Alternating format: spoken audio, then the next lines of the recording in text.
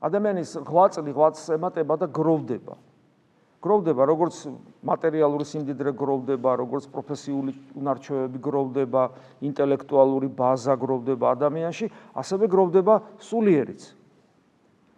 და აი აქ გვეუბნება უფალი, ნუ იუნჯებთ თქვენ საუნჯეთა ქვეყანასა ზედა, არამედ იუნჯებდით საუნჯეთად სათაშინა. გახსოვთ წმინდა მამების გამონათქვამი, რომ სულიერი ცხოვრების, ქრისტიანული ცხოვრების უმთავრესი მიზანი არის მადლის მოხვეჭა.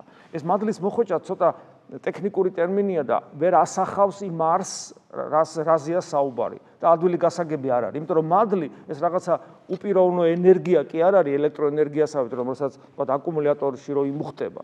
არამედ მადლი ცოცხალი ღმერთის მყოფობაა ჩვენში. ანუ ის არ არის რაღაც უპიროვნო რაღაცა ძალა, რომელსაც დააგროვებ. ის ცოცხალი ღმერთის ჩვენთან მყოფობაა.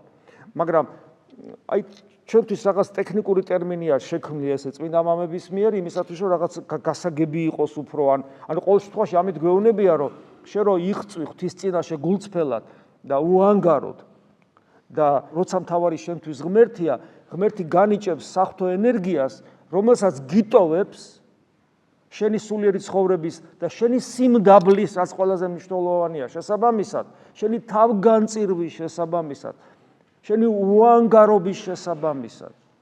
რა თქმა უნდა, შენი ღვთისადმი სიყვარულის შესაბამისად.